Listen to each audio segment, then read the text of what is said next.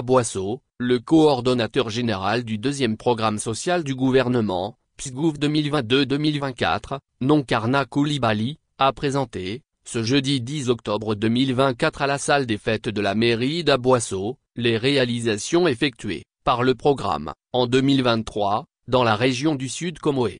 C'était au cours d'un atelier présidé par le préfet de la région du Sud Comoé, préfet du département d'Aboisseau, Légré Coucougnon.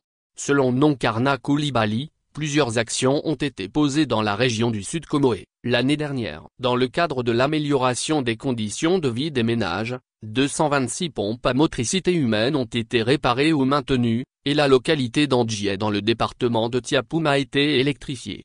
Concernant le renforcement de la solidarité, 249 151 personnes atteintes de paludisme ont été prises en charge, 128 722 poches de sang ont été vendues à 3000 FECFA et 991 personnes vulnérables ont bénéficié des filets sociaux, un projet du gouvernement qui octroie sur 3 ans une allocation trimestrielle de 36 000 FECFA aux bénéficiaires.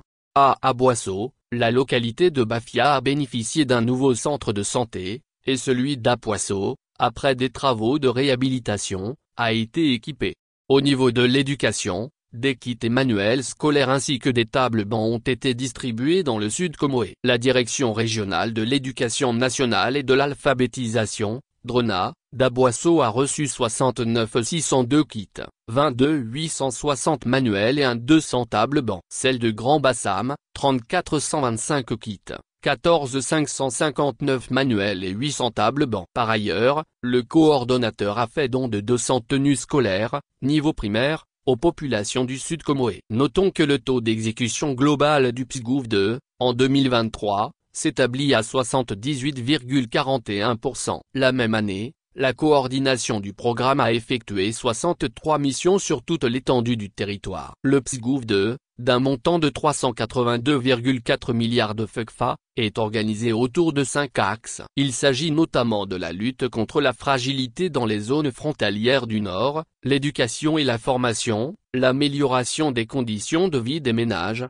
l'insertion professionnelle des jeunes et le service civique et le renforcement de la solidarité envers les populations vulnérables. Ont participé à la cérémonie, le corps préfectoral, l'administration déconcentrée, les collectivités, les communautés villageoises et les représentants d'organisations et associations du Sud Comoé.